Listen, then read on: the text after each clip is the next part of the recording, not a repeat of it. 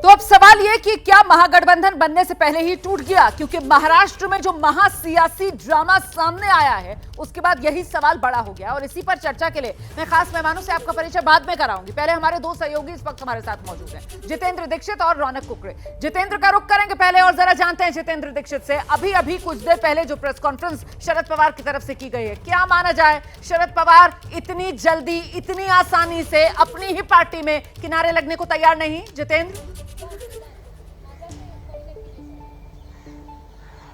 देखिए, उनका यही कहना है कि वो जनता के बीच में जाएंगे और जनता जो है वो अजीत पवार को जवाब देगी।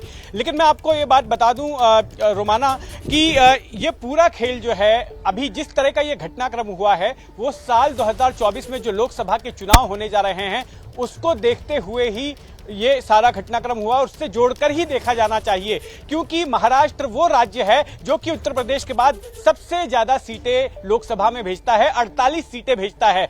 और ऐसे में ये जो आज जो घटना हुई है, जिस तरह से एनसीपी में बगावत हुई, क्योंकि एनसीपी जो है शिवसेना के बाद सबसे बड़ी पार्टी थी महाराष्ट्र की, वो टूट चुकी है और वो सत्ताधारी बीजेपी के साथ जा चुकी है। तो ऐसे में महाराष्ट्र में विपक्ष लगभग ना के बराबर हो गया है, खत्म सा हो गया है। और इस बात का फायदा बीजेपी साल 2024 के लोकसभा चुनाव में उठाने की उम्मीद रख रही है, उसका फायदा उसको मिल सकता है। आप रहिए मेरे साथ, मैं लौटूंगी आपके पास। हमारे साथ हमारे सहयोगी रौनक कुकरे भी इस वक्त मौजूद हैं और आपको बताते चले यहां पर महाराष्ट्र में ये सियासी समीकरण जिस तरीके से बदले सत्ता के, उसकी सबसे पहले सबसे सटीक अंदाज में जानकारी रौनक कुकरे ने ही आप तक पहुंचाई है। और जरा समझते हैं रौनक कुकरे से, अब ये जो शरद पवार की तरफ से हुंकार भरी जा रही है, इसका कुछ असर जमीन पर देखने के लिए मिलेगा या फिर बात हाथ से निकल चुकी है शरद पवार के? रौनक जी, देखिए, हाथ से अभी तक शरद पवार के बात नहीं निकली है। देखिए, जिस तरह का प्रेस कॉन्फ्रेंस में शरद पवार ने जिक्र किया और जो बिटवीन द लाइन अब तक शरद पवार को हम लोग कवर करते आए हैं, वो जो बिटवीन द लाइन बताने की कोशिश कर रहे थे, उन्होंने एक बात का जिक्र किया कि जब अजीत पवार के घर सुबह 11 बजे के करीब जब बैठक बुलाई गई और विधायकों को अजीत पवार ने अपने घर पर बुलाया, उस वक्त कुछ कागजातों पर अजीत पवार ने विधायकों के सिग्नेचर लिए और उसके पहले कुछ विधायकों ने बैठक में जाने से पहले शरद पवार को इस बात की जानकारी दी थी।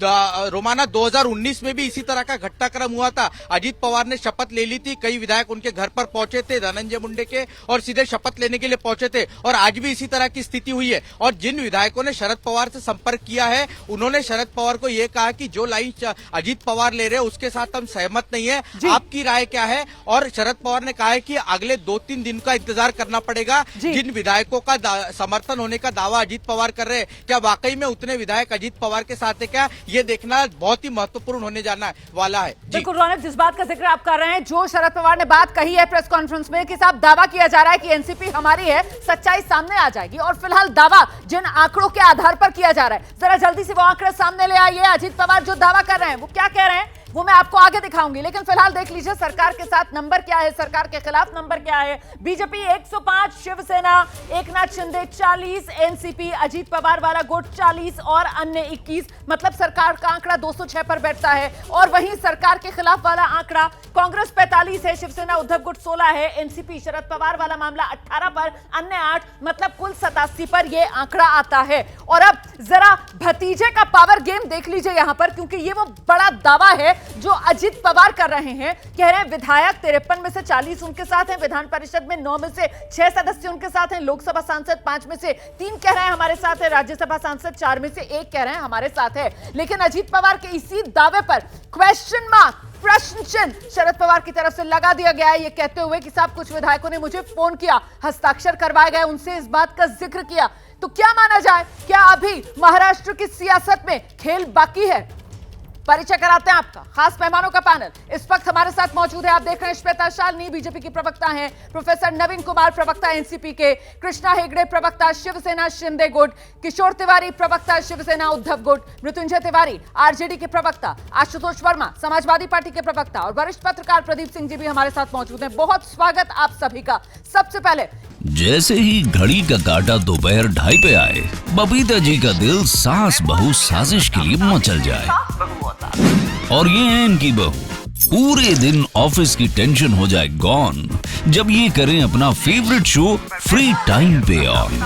इनकी तरह आप भी देखिए अपना फेवरेट शो अपने टाइम पर और डाउनलोड कीजिए एबीपी लाइव ऐप अपने स्मार्ट टीवी पर।